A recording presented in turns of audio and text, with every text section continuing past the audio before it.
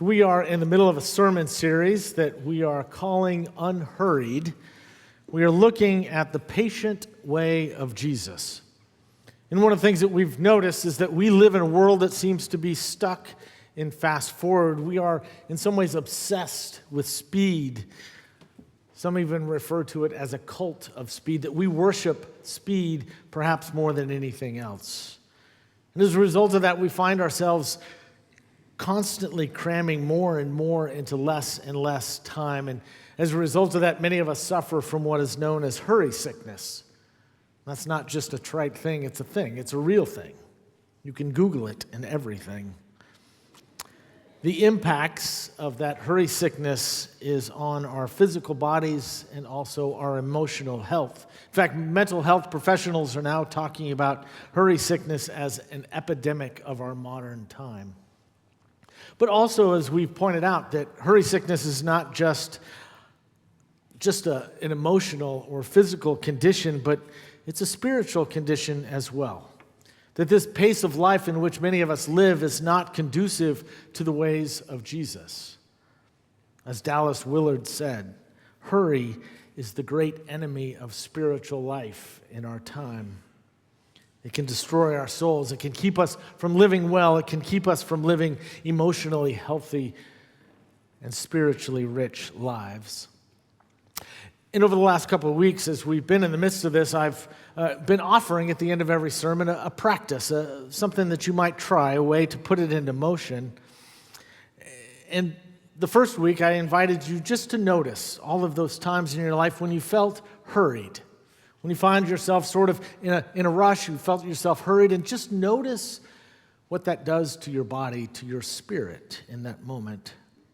And then last week, I invited you to take part in what is known as the practice of slowing, which is cultivating patience, placing yourself in situations and places where you are forced to wait. I gave examples like drive in the slow lane, get in the longest checkout line at the grocery store, eat each bite slowly. Now, I have heard from a lot of you over the last week, and for some of you, you might think that I would have suggested that you run through the streets of Fort Worth naked rather than do some of the things that I have encouraged you to do. In fact, my friend Shannon Moore, who was our executive minister this last week, texted me on Sunday afternoon through clenched teeth. Have you ever received those texts and you know that they're speaking like this while they text? Shannon was standing in front of a chiller door at the grocery store, and whatever he was looking for was right on the other side of this woman that was just standing there for about a minute and a half. And Shannon texted me a picture of her, didn't include her face, just in case it was one of you, and said, I didn't ask her to step aside. I'm just waiting. I'm really annoyed. Does it still count, he says. And I said, the fact that you're annoyed knocks you down a half a grade, but otherwise, well done. It reminded me of something that I saw not too long ago. I can't remember if it was a bumper sticker, a t-shirt, a coffee mug, whatever it was. It just said, I just had my patience tested. I'm negative. Which fits me to a T. I've received a lot of texts, a lot of emails this week, and you folks are trying. You're hating it, but you're trying, so I applaud that as well. So the text that we're going to be looking at this morning, we're actually going to look at two. The first one's very short, just one verse. It's from the book of Proverbs, which is in the Old Testament. It's a collection of wisdom, a collection of sayings, of teachings about a great number of issues and topics. In some ways, the book of Proverbs is just instructions on how to live wisely. And then the second text is from the Apostle Paul's first letter to the church in Corinth. If you've ever been to a wedding, chances are pretty good that you've heard this read. It's often read at weddings, but whenever I respond to a couple that's asked to read this, I always remind them that it's a great text to read at a wedding, but in all honesty, it has nothing to do with romantic love whatsoever. That it was written in its original context to a church that was fighting.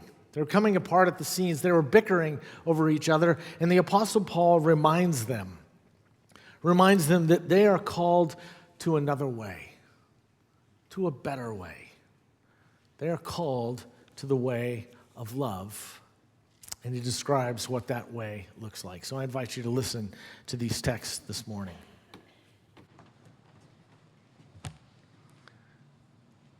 From Proverbs 3, verse 5, and 1 Corinthians 13, verses 4 through 7.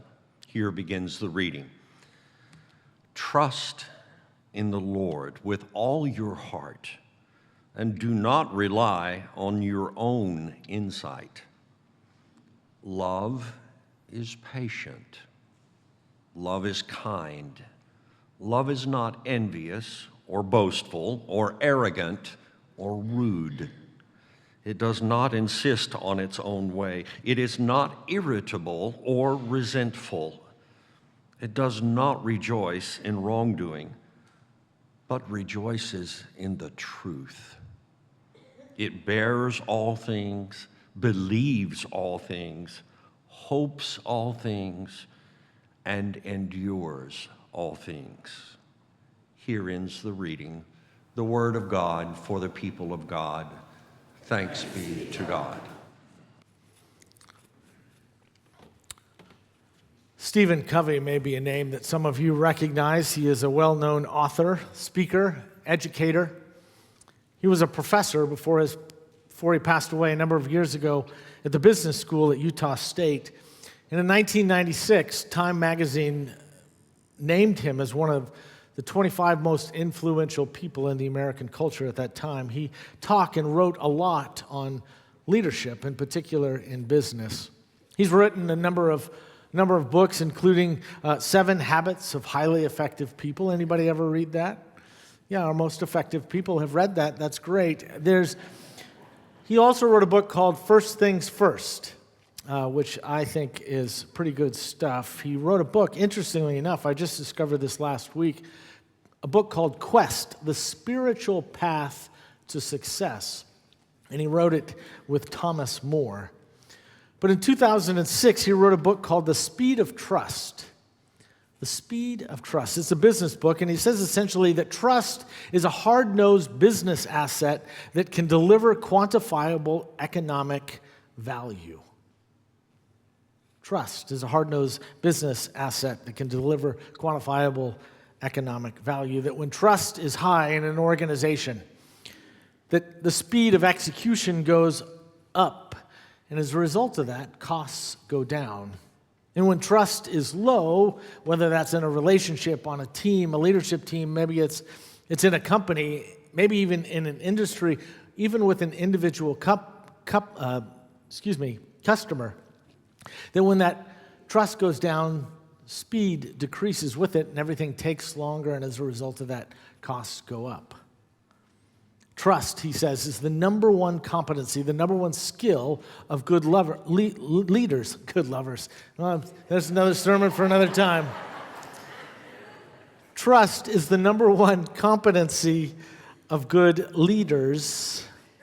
The people don't often follow strategy, they follow leaders who are trusted. And as a result of that, trust is an economic driver, not just a social virtue. It's the new currency of our world today, he wrote. And I would argue that trust is bigger than even just in business. I would argue that trust impacts just about every aspect of our lives, certainly all of our relationships, right? Without trust, relationships, marriages, friendships, any relationship, without trust, none of them can thrive, let alone survive. And we all know that trust takes time. It can take a long time to build, and unfortunately, just a few seconds to lose.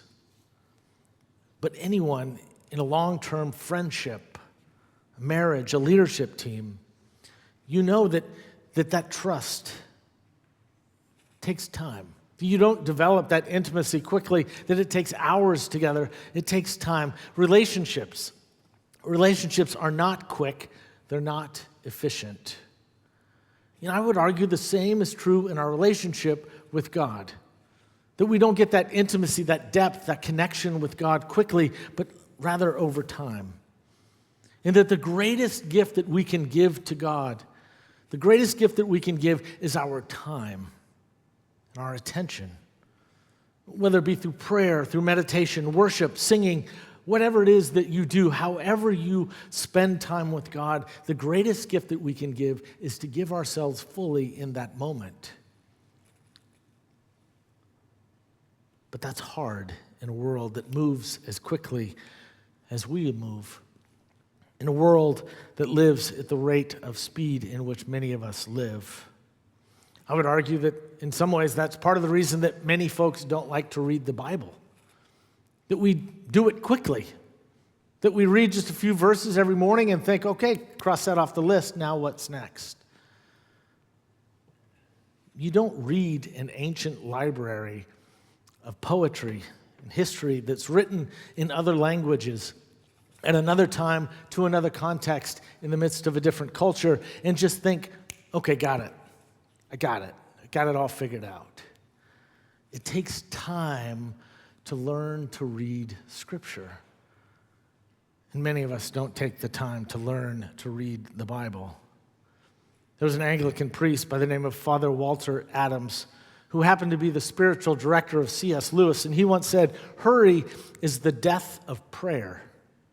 To walk with Jesus is to walk at a slow, unhurried pace." He said that, interestingly enough, way back in the 1940s, as if he was writing about the threat of hurry in our world.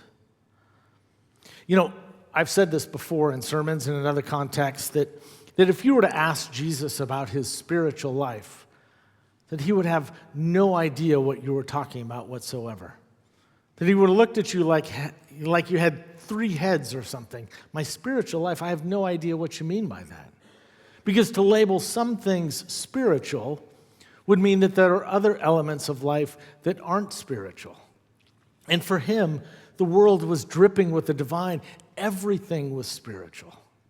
You couldn't ask him about, tell me about your work life in relationship to your spiritual life. Well, no, those two things, part of the way that we take part in the healing and the renewing of the world is through our work. Tell me about your family life. Well, no, that's part of the way that we experience the joy and the love of the divine. You can't separate one from the other. Everything is spiritual. But yet that phrase, our spiritual life, or maybe even spirituality, it's become almost cliche in our culture. It's easy to sentimentalize. So what do we mean when we talk about our spiritual life? John Mark Comer wrote a book that has been incredibly helpful in guiding this series along the way.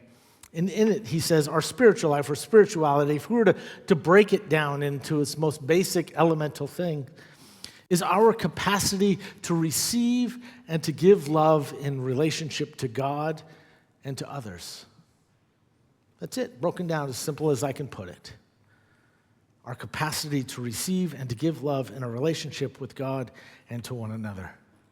You see, spirituality is about enlarging our souls, or maybe you can say it this way, that allowing our souls to be enlarged enough to receive love from God, to receive love from the community, the people that are sitting to your left and to your right, and then to turn around and to give that love away, to give that love back to a friend, to a family, to a neighbor, even, Jesus says, to an enemy.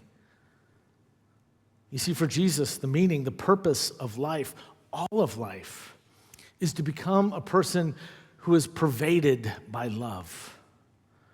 That's what the spiritual journey is all about. But hurry, I would argue, is incompatible with love. When I look at my life, some of the worst moments of my life as a father, as a husband, as a pastor, as a human being, some of the worst moments of my life are when I'm in a hurry, when I'm late for an appointment, when I'm behind on my unrealistic to-do list, when I'm trying to cram too much into my day, or worst of all, when I'm exhausted at the end of the day, when I've given the very best of myself to my work, only to go home to those to whom I'm most committed, to those to whom I am most committed to, and give them just the leftovers. When I'm exhausted at the end of the day and short on patience. Lewis Grant calls this sunset fatigue. Sunset fatigue, when we come home at the end of the day and those who need our love the most, those to whom we are most committed, just end up getting the leftovers. It's when we're too tired, when we're too drained, when we're too preoccupied to love the people to whom we have made the deepest promises.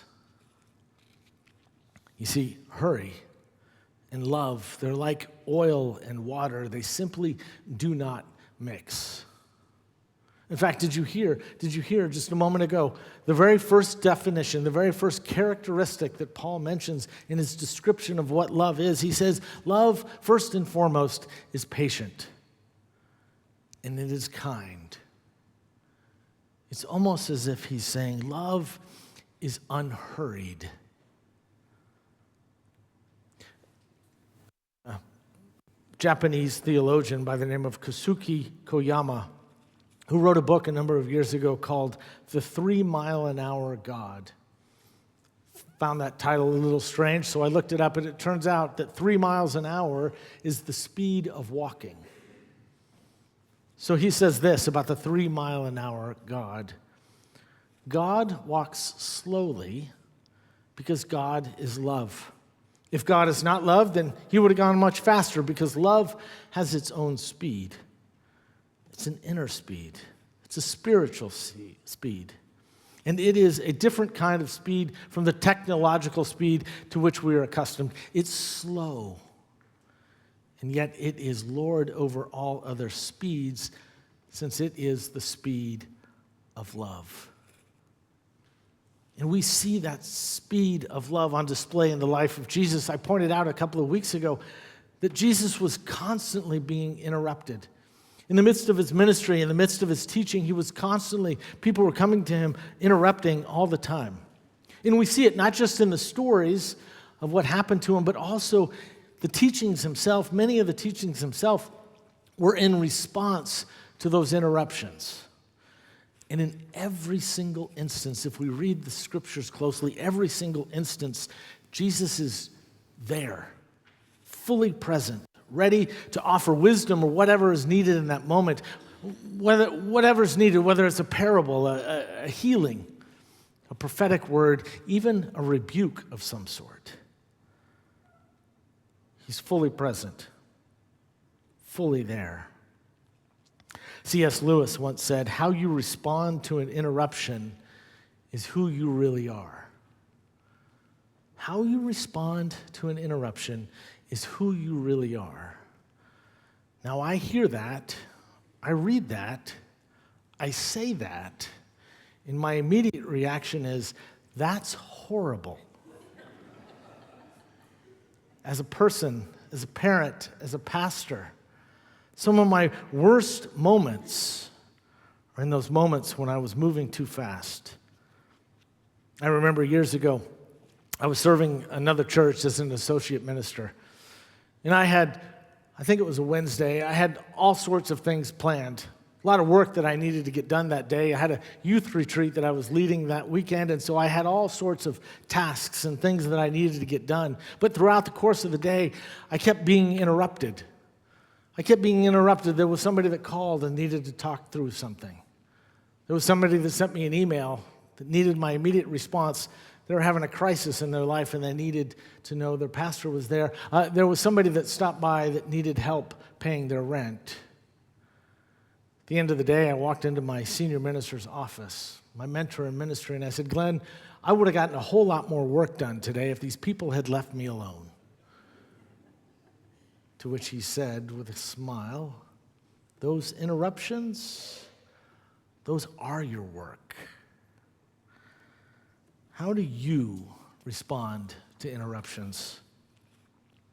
I can tell you I'm not always patient, and I'm not always kind. John Ortberg says that the most serious sign of hurry sickness is a diminished capacity to love. That love and hurry are fundamentally incompatible. That love always takes time, and time is the one thing that hurried people don't have. One of you sent me a link to a clip of a podcast this last week. It was an interview by a guy by the name of Asher Gray.